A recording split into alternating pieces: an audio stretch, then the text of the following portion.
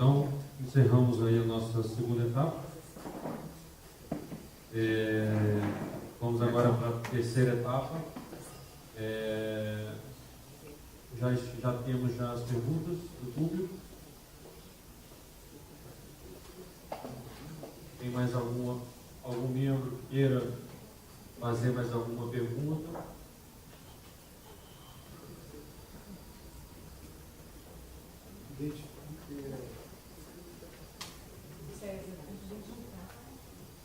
Todas as perguntas têm que ser identificadas. Nós falamos disso no início. E caso não esteja identificada, nós não aparemos. Okay?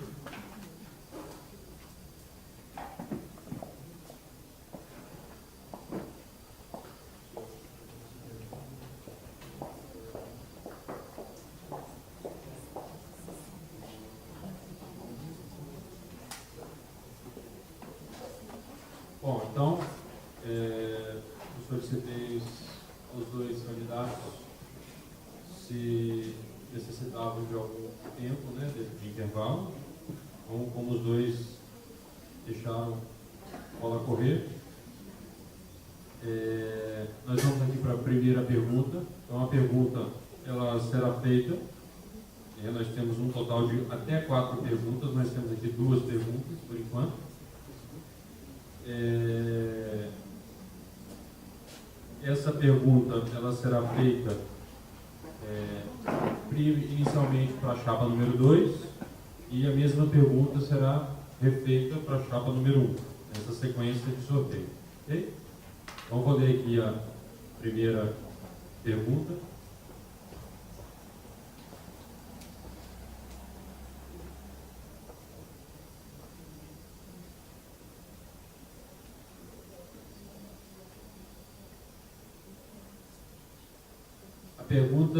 Primeira pergunta, primeiro para a professora Márcia.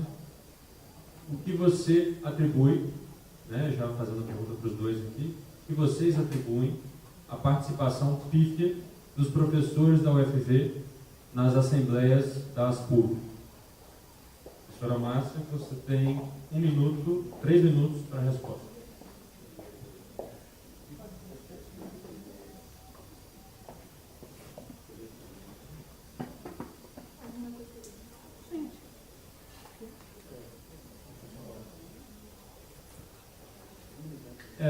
A gente solicitou, né? Então nós podemos falar, não teria nenhum problema, a gente só pediu para identificar, para saber se o professor ele era membro da ASPUV ou não.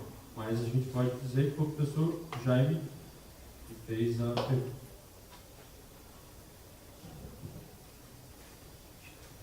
Bom,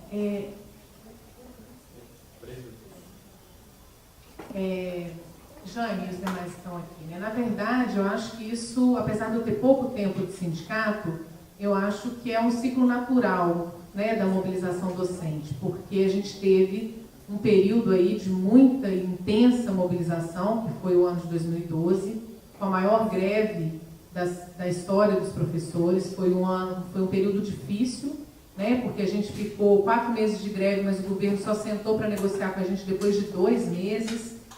Todas as propostas que o governo colocou na mesa a gente rejeitou, exatamente porque não era uma greve por questão salarial, era uma greve conceitual com relação à mudança, né, de carreira, ou que implica na mudança de universidade, como projeto de universidade como um todo. E os professores eles se envolveram nisso, mesmo os professores que não estavam diretamente ligados na mobilização, eles também estavam envolvidos pela greve.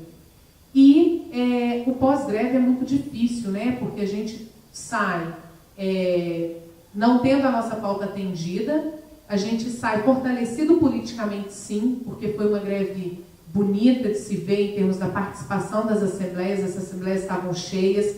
Claro que não é igual a algum tempo atrás, que tinham 200, 300 professores cotidianamente nas assembleias, mas as assembleias estavam cheias, era bonito de se ver a participação. E com isso, tem um declínio mesmo, né? As pessoas têm avaliado dizendo que os professores estão numa ressaca pós-greve. A gente tem um impacto financeiro que, apesar de não ser o que a gente estava reivindicando, veio no contra-cheque. Isso faz com que as pessoas se acomodem. Infelizmente, nós estamos vivenciando um período de competitividade muito grande na universidade, individualidade muito grande. Então, você doar do seu tempo para pensar numa questão mais coletiva, por mais que você se simpatize com aquela causa, porque você sofre aquilo também, com os prazos de relatórios e tudo mais que tem para serem cumpridos, isso fica em segundo plano, né? Eu sou muito otimista e por isso eu estou no sindicato, porque senão eu iria também cuidar dos meus projetos pessoais.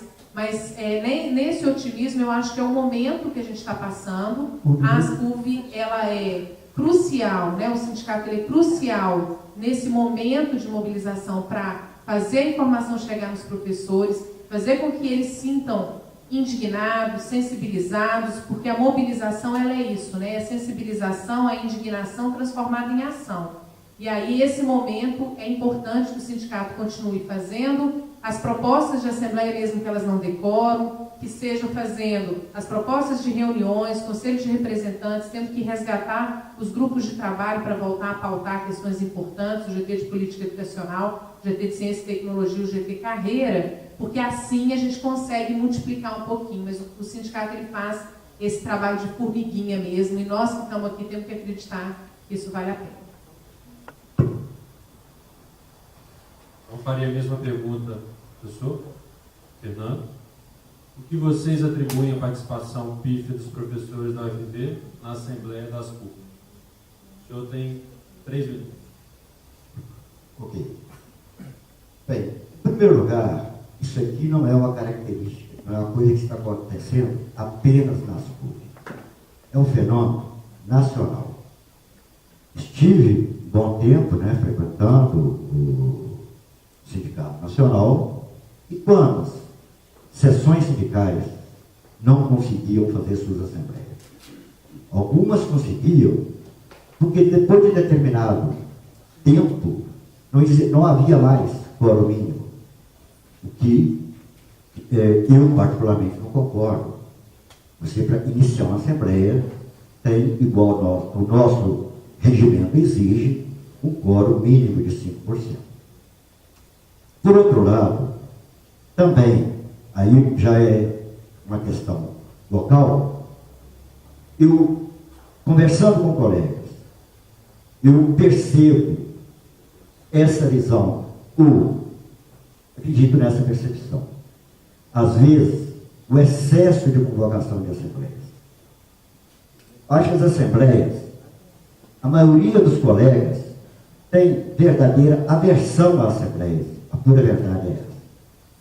Então, nós temos que convocar assembleias quando o tema, de fato, for um tema atraente, e de fato for um tema que interessa diretamente ao professor.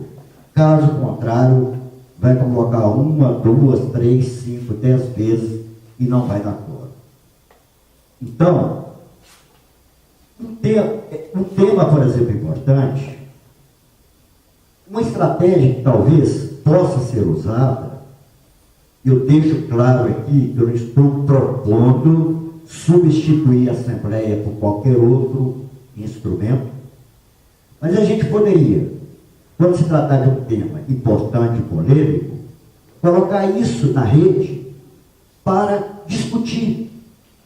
Discussão entre os colegas. Bem, uma vez debatido entre os colegas, uma vez debatido o tema, nós podemos colocar as diversas opiniões e convidar, sim. Olha, temos diferentes opiniões a respeito desse tema e precisamos que vocês compareçam à Assembleia para que, de uma forma democrática, possamos tomar a decisão da maioria. Porque essa questão de ficar convocando a Assembleia, não dá quórum, a primeira, a segunda, a terceira, também causa um certo desgaste sindical.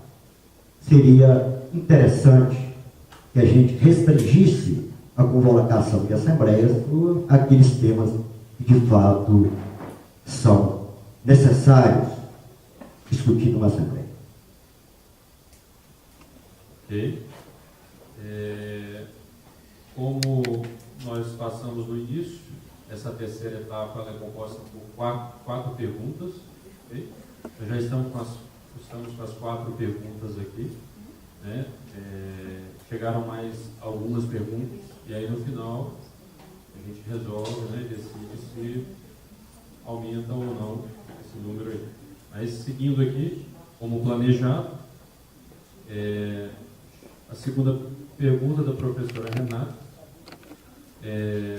só lembrando que a pergunta ela é referida aos 2 candidatos, não é somente a uma determinada chapa.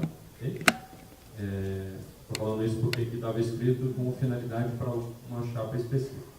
Então, a pergunta inicialmente para a professora Márcia é a seguinte: sabendo da dificuldade da mobilização docente, em especial dos professores da UFV, ou seja, a base, o que a chapa propõe em termos de ação prática para que possamos ajudar nas ações nacionais em busca do plano de carreira que almejamos e das dignas condições de trabalho nas universidades?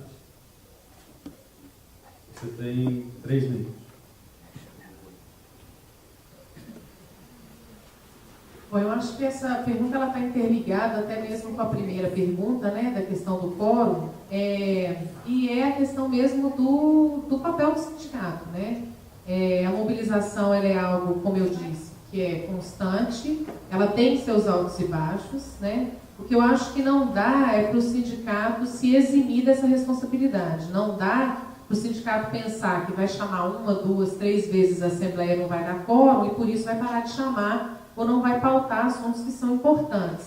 Inclusive, porque como nós somos seção sindical do ANDE, Sindicato Nacional, não somos nós, às vezes, que vamos definir qual que é a pauta da Assembleia. A pauta ela vem com uma deliberação de uma maioria de um coletivo acima de nós, que é o coletivo do setor das federais. Por que isso? Porque a gente precisa de ter a resposta ou a voz da ASPUV nesse cenário nacional em determinadas questões. Quando a gente chama para uma Assembleia e não tem quórum, isso é uma voz também. A gente leva para esse cenário nacional dizendo que não tivemos a mobilização para ter essa voz. Então, o se calar, a omissão, ela é um posicionamento político também. Então, nessa roda de mobilização, a gente tem que, a todo momento, passar as informações, né, para que os professores se sintam indignados ou sensibilizados, como eu disse. Esse é um desafio muito grande. Na última Assembleia que a gente chamou, que na verdade não teve quórum, foi uma discussão muito interessante das pessoas que estavam lá presentes, para auxiliar mesmo a como o sindicato deve pensar em atuar. Né? A gente está pensando em reuniões setoriais, ir aos departamentos, chamar os professores para discutir questões pontuais, específicas, por exemplo, a questão dos que entraram depois de uma nova previdência, dos professores que estão agora para passar para a classe de titular, qual que é a implicação disso, o que está acontecendo. Então, a gente tem que trazer essas questões de estratificada, talvez, para fortalecer o conjunto e também levantar principalmente a questão das condições de trabalho dos professores, porque isso vai trazer e vai mobilizar novamente. Né? Então, eu acho que seria um desafio grande. A questão da discussão virtual, ela é importante, mas uma vez eu fui questionada num dos colegiados, por que a ASPUV não faz questionamento virtual? Eu falei, enquanto a gente não pensar num outro espaço de discussão coletiva, por exemplo, a gente não faz reunião de colegiado virtual. Né? A gente não faz discussão das questões do colegiado, você não define do seu gabinete, porque você precisa de ouvir a opinião do outro para você se posicionar também. Então, eu acho que é um desafio porque a gente está nessa lógica individualista e competitiva e o sindicato é um local de resistência para que a gente pense um pouquinho em conjunto aí pelo coletivo. Eu vou fazer a mesma pergunta, professor Fernando. Sabendo da dificuldade na mobilização docente, em especial dos professores da UFV, ou seja, a base, o que a chapa propõe em termos de ação prática para que possamos ajudar nas ações nacionais em busca do plano de carreira que almejamos e das dignas condições de trabalho nas universidades? O senhor tem 3 minutos. Bem, essa pergunta já foi, pelo menos parcialmente, respondida, né, anteriormente. quando eu mencionei aqui o fato de a gente colocar na rede um determinado assunto, não para ser decidido, para que os colegas pudessem ouvir uma opinião do outro e ficassem sabendo as diversas opiniões. E aí, a minha expectativa seria que, uma vez que o debate estivesse na ordem do dia, talvez fosse mais fácil conseguir presença nas assembleias. Agora, com relação a ser pautado pelo ANDES, também é uma coisa que nós temos que ser relativo. Porque, se a gente for olhar em certos aspectos, o que a direção nacional propõe, por exemplo, eu já ouvi do ANDES, vamos fazer assembleia para fazer paralisações periódicas. Né? Propõe uma paralisação essa semana, daqui 2 semanas novamente, daqui 2 semanas novamente. Bem, eu, honestamente, mesmo que a diretoria proponha, eventualmente, seja aprovado a nível do Sindicato Nacional, eu não ia obedecer nesse aspecto aquela decisão. Porque eu prefiro contrariar, ou seja, entre contrariar a diretoria do ANDES e a base, eu fico com a primeira. Em certos aspectos, as decisões são às vezes tão absurdas que eu fico verificando, meditando e pensando, impossível levar isso aqui para os nossos colegas. E neste ponto, eu já houve, inclusive, quando a Márcia era secretária, e houve proposta de paralisação, e eu não encaminhei. Só acabou sendo encaminhado, porque um colega foi lá exatamente com esse propósito de pedir para incluir na pauta. Mas não era o momento, e essas paralisações, primeiro, elas são extremamente nocivas à qualidade do ensino. Bem, eu vou ficar por aqui, porque infelizmente o tempo parou, mas uma próxima oportunidade eu pretendo completar. Okay. Vamos para a nossa terceira pergunta. Como nossa sequência, professora Márcia, você pode nos dizer qual tem sido, mais ou menos, a porcentagem dos votantes nas eleições de diretoria nacional do ANDES? O que você acha desse número? Como explicar as razões disso? Professor José Maria, que fez a pergunta. 3 minutos. Olha, eu sei dizer do Abascurv, né? Geralmente, quando é uma chapa só, é uma porcentagem de mais ou menos 30% dos participantes que votam, e quando são 2 chapas, é uma porcentagem de 60% dos sindicalizados que votam. Nacionalmente, eu não sei realmente esse dado, eu acho que isso é algo que a gente tem que trabalhar também para ser fortalecido, né? Porque a votação, tanto a nível local quanto a nível nacional, ela também é uma forma de mostrar a força do sindicato, e aí a gente tem que trabalhar para legitimar realmente as eleições, né? Eu vou tocar um pouquinho aqui no ponto que eu, já adiantando, porque eu tenho tempo ainda, a questão que o professor Fernando colocou no início, dos 83, são 83 nomes para a diretoria nacional, só para vocês entenderem um pouquinho. Esses 83 nomes, se a gente pensar aqui em Viçosa, a gente tem que ter 20 nomes, também é muita coisa, né? Mas é porque a gente sabe que o trabalho é difícil, então tem que dividir mesmo entre as pessoas. A diretoria nacional ela é composta de 83 nomes distribuídas em 12 regionais, porque o ANDES, a nossa, por exemplo, é a Regional Leste. E aí a gente tem os professores, né, das seções sindicais das universidades mineiras e a única Universidade Federal do Espírito Santo.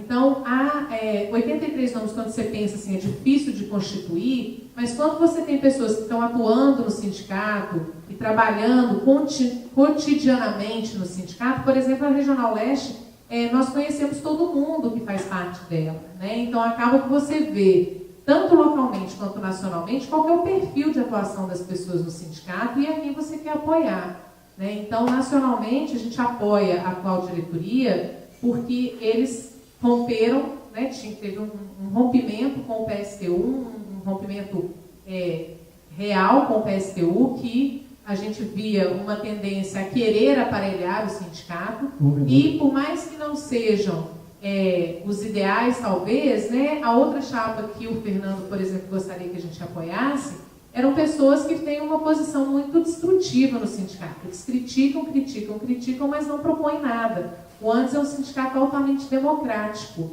Inclusive, já teve texto no Congresso Nacional do ANDES para destituir a diretoria. Isso é votado, isso é democraticamente votado, né? E só com a correção, a diretoria do ANDES ela não vota nada. Ela não vota nem no Conselho, nem no setor das federais, nem no Congresso. Na verdade, no Congresso eles têm um voto, que é do presidente. Quem votam somos nós, né? A delegação de Viçosa vai com 9, a delegação de Juiz de Fora vai com 11. Então, assim, quando a gente critica a atuação, a gente tem que saber o que é que a gente está criticando, porque falar isso aqui para as pessoas que nunca vivenciaram o Sindicato Nacional, as pessoas acreditam e acham que é assim. Não, é um espaço altamente democrático e quem vota somos nós de todas as universidades federais. Eu faria a mesma pergunta para o professor Fernando. Você pode nos dizer qual tem sido, mais ou menos, a porcentagem dos votantes nas eleições de diretoria nacional do ANDES? O que você acha desse número? Como explicaria as razões disso? 3 minutos. Bem, eu não posso precisar números exatos, mas sei que é um número absolutamente ridículo. Algo menor que 10%. Agora, como explicar isso aí? São vários fatores. Primeiro, o que eu já mencionei, chapa única. E a dificuldade em formar uma chapa alternativa, que não é tão simples, não. Se eu coloquei 84, foi 83, então errei por um, faço a correção. Quando a Márcia fala aqui que a outra chapa gostaria que apoiasse no Congresso, ela, na verdade, vou apenas esclarecer esse fato. Eu fui convidado para fazer parte do triunvirato de uma chapa de oposição ao ANDES. A Márcia havia decidido que iria participar da diretoria, né, por meio de uma regional. Eu falei com ela, Márcia, mas nós somos oposição aqui há algum tempo. E eu faço a seguinte proposta para você. Eu fui convidado para a chapa de oposição, para o triunvirato, né? E eu indicaria você no meu lugar. Bem, ela não aceitou. Agora, dizer que uma chapa queria destruir o ANDES, absolutamente não é. Agora, a questão é que no ANDES, qualquer oposição quer destruir o sindicato. Na verdade, eu não estou vendo pessoas lá que querem destruir o sindicato.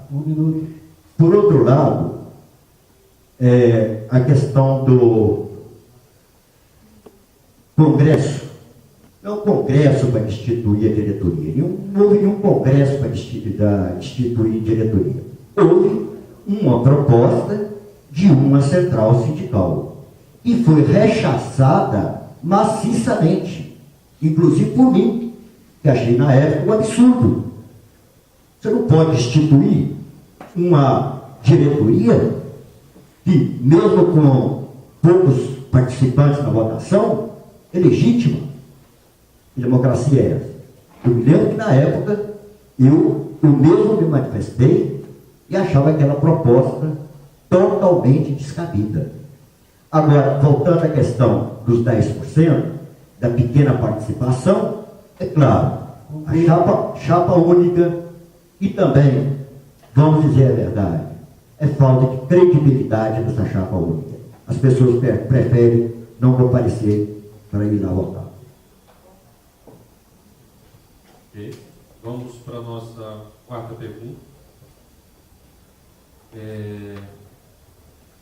Primeiro para a chapa número 2, professora Márcia. A pergunta é a seguinte: não vejo na proposta da vossa chapa sintonia com a pauta do antes.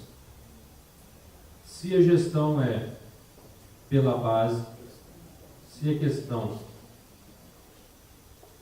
é pela base e o antes representa uma tradição de luta histórica, por que a pauta da sua chapa não quer dialogar com essa pauta histórica construída historicamente? Professor César, como eu falei inicialmente, né, a pergunta ela é para as duas chapas. Okay? Você tem 3 minutos. Na verdade, a nossa proposta, né, de gestão, ela dialoga sim, né, eu acredito que o César tem conhecimento disso, porque aqui a gente traz exatamente o que está na pauta do dia do sindicato, que é historicamente defendido, que são condições de trabalho, que infelizmente com a expansão, a gente sabe que a expansão ela é importante, mas ela é uma expansão quantitativa e não qualitativa, né, na política do fazer mais com menos, e aí são mais estudantes, mais sobrecarga de trabalho para os professores, e as condições de trabalho vão ficando cada vez mais precarizadas. E aí quando a gente fala do aprofundamento das questões de condição de trabalho, da pauta local, a gente sabe que isso aí está diretamente dialogando não só com as questões nacionais, mas principalmente com as questões locais, né, do dia a dia aqui do professor. Além disso, tem a questão da reestruturação da carreira, que é algo que, por mais que a lei já tenha sido votada, e por mais que o nosso secretário executivo diga, né, o nosso ex-reitor diga que a lei está dada e não há nada como mudar, a gente sabe que o governo já modificou por 2 vezes essa lei de carreira, a própria portaria para a progressão de titular excluiu a exigência do artigo 57 da IDB, por exemplo, que é a exigência das 8 horas mínimas para a progressão. Então, são coisas que, se o governo pode fazer, nós podemos reivindicar também, né, estruturalmente e conceitualmente, mudanças. Então, eu imagino que essa pergunta realmente não foi para a chapa independente e atuante, que é a chapa 2, porque a chapa 2 ela tem uma proposta de trabalho que comunga com a pauta nacional, porque a gente ajuda a construir essa pauta nacional, e ao mesmo tempo a gente tem que fazer esse eco aqui embaixo, porque os problemas são locais, problemas de condição de trabalho são locais da UFV, mas ele tem uma onda nacional, porque os problemas se repetem nas outras seções sindicais, e é mais ou menos esse o movimento que a gente faz. A gente faz o levantamento aqui para juntamente fazer esse levantamento nacionalmente, para que o ANDE sente na mesa junto com a CESU, com o MPOG, seja lá com quem for que estiver aberto à negociação, para que a gente possa pautar as questões de Viçosa que se repetem nacionalmente. E localmente, nós estamos dispostos, como a gente colocou no nosso manifesto, né, de autonomia e independência em relação à administração da UFV, estamos dispostos também em pautar e intervir junto à administração local em defesa dos interesses de melhores condições de trabalho e qualquer que seja a demanda que venha dos professores de Viçosa. Então, farei a quarta pergunta agora, professor Fernando. Não vejo na proposta da vossa chapa sintonia com a pauta do antes. Se a gestão é pela base e o antes representa uma tradição de luta histórica, por que a pauta da sua chapa não quer dialogar com essa pauta histórica construída historicamente? Professor César, que fez a pergunta. Ok. O professor César, primeiro o seguinte, a chapa é comprometida com a base. E esse nome não foi por acaso. De fato, sendo eleita, nós vamos, de fato, compromisso 100% com a base. Agora, em momento algum, eu disse que não dialogaria com antes. Absolutamente. Vou dialogar sim. Eu vou concordar naquilo que a nossa base concorda. E vou discordar daquilo que a nossa base discorda. Esse foi sempre o meu procedimento. Inclusive, modéstia à parte, nós temos uma certa respeitabilidade lá. Por um bom grupo da diretoria, ou até para a maioria, eu já ouvi esse tipo de comentário de pessoas da própria diretoria, que você discute, discorda, mas você é coerente. Não tem essa de que, feito antes, eu sou contra, absolutamente. Ou, feito antes, também você vai dizer amém. Vou dialogar sim, vou questionar, e naquelas propostas que coincidem com o que a nossa base quer, iremos concordar e apoiar. Caso contrário, iremos discordar e, inclusive, apresentar alternativas, se for o caso. Agora, por exemplo, com relação a essas paralisações, é complicado acompanhar a diretoria do antes, mesmo porque a realidade mostra. Se a gente faz uma assembleia, o quórum mínimo, aí acontece uma paralisação.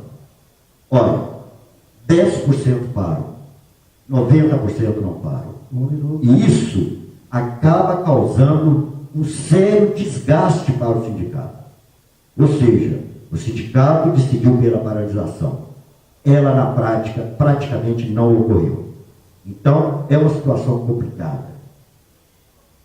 Por isso, a gente tem que avaliar, porque também é o seguinte, aquelas decisões, a Márcia disse, é verdade, e sim são os nossos representantes, mas, infelizmente, nem sempre as assembleias foram, as deliberações de assembleias foram tidas ou foram colhidas com quórum mínimo. Já disse aqui que houve assembleia. Há assembleias em algumas sessões sindicais e depois de certo tempo é com qualquer número. E se a gente decide, nesse caso, com qualquer número, isso vai afastar cada vez mais o sindicato de sua base. Ok. Fizemos as 4 perguntas, como planejado. Apareceram 2 perguntas ainda a tempo. Se as 2 chapas concordarem em respondê-las, não tem problema. Então, farei na mesma sequência. Primeira pergunta para a professora Márcia.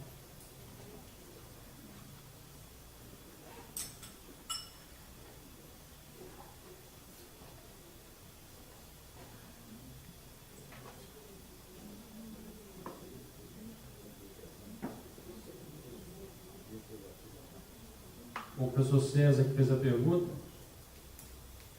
Só não estou entendendo. Pode ser. Leia da primeira e depois leia da segunda. A primeira, na verdade, desculpa que eu achei que dava para fazer separado, mas agora é universal, acho que dá para os dois. Como vocês, então, a recuperação dos GTs carreira e das políticas educacionais nas PUC.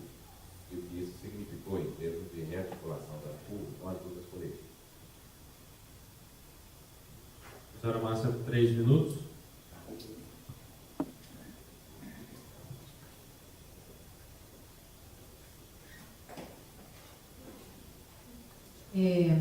Então, os GTs, né, para quem não conhece, são grupos de trabalho, né, e aí a gente tem nacionalmente alguns grupos de trabalho que são instâncias de assessoramento do sindicato. Então, eu custei a entender isso, né, a gente fazia parte do GT Carreira nas reuniões do setor das federais, mas eu nem sabia o que era o GT até pouco tempo atrás. O GT ele realmente é um órgão importante, né? O GTPE, o GT, por exemplo, de Política Educacional, é o que debate as políticas educacionais, não só a nível nacional, mas aí a gente tem que replicar isso aqui também. O GT Carreira é o GT que discute as questões da carreira mais diretamente. O GT de Ciência e Tecnologia, que discute até mesmo a relação com a pós-graduação, a pesquisa, etc. Por muito tempo, eu não sei, né? Mas na gestão anterior a essa, os GTs não estavam em funcionamento. Nessa gestão, a gente começou a colocar muito aquém do que é necessário, né? A gente sabe que é importante ter uma rotina de reuniões e a gente está se dispondo, inclusive, a dar essa continuidade. E aí você tem uma dinâmica de reuniões nacionais, dos GTs nacionais, onde você tem membros de todas as universidades que contribuem com propostas de discussão ou com opiniões, e você tem, né, se o nosso GT estiver funcionando, nós vamos poder levar essas discussões a nível nacional também, e o GT ele pode ser um órgão de assessoramento local. Então, por exemplo, essa discussão da progressão e promoção da carreira que a CPPD tem feito, com certeza, na continuidade dos nossos trabalhos, não sei se até final de abril a gente vai poder fazer isso ou não, mas com certeza a gente tem que pautar o GT, né, no GT Carreira, essa discussão, porque é o GT que elabora politicamente, faz a reflexão do que está ocorrendo. No GT ele tem que ter um trabalho local e ele tem que ter um trabalho nacional. E aí o compromisso não é compromisso de campanha, mas é um compromisso real por saber a importância desses GTs, até mesmo para auxiliar na execução de seminários, de propostas de trazer pessoas de fora para falar para a gente. O GT, enquanto ele estiver funcionando, ele auxilia a diretoria executiva a poder executar políticas e diretrizes que são importantes para os professores.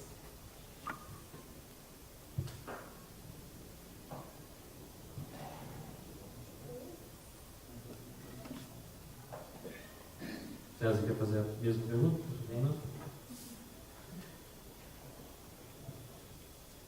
Não, professor Pedro.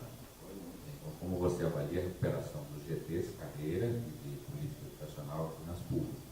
E o que isso significou em termos de rearticulação das públicas com as professorias? 13 minutos, professor. Bem, eu não tenho dúvida que os GTs são importantes. Eu posso dizer que na minha administração e a do Zé Maria, que me antecedeu, pode não ter tido um GT formal, mas teve um grupo que trabalhou aqui exaustivamente para elaborar a proposta de plano de carreira.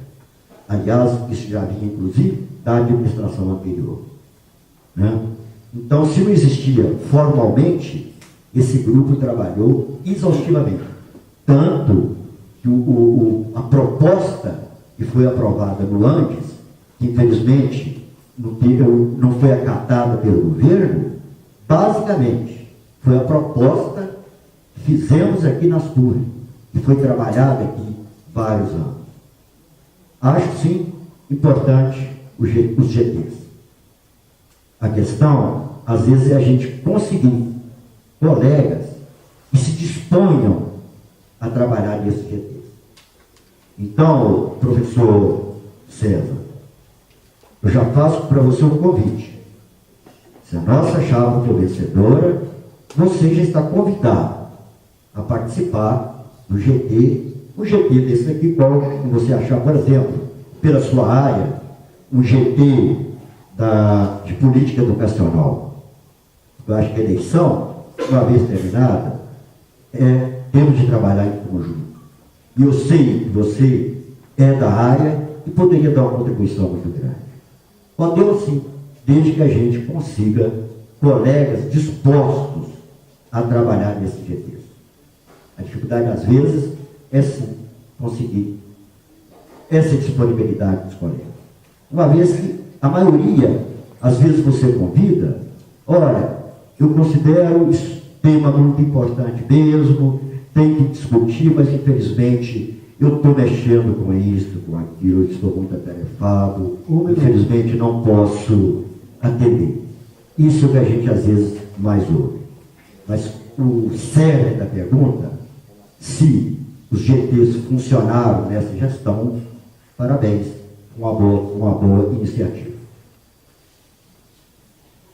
Ok? Então, finalizamos a terceira etapa.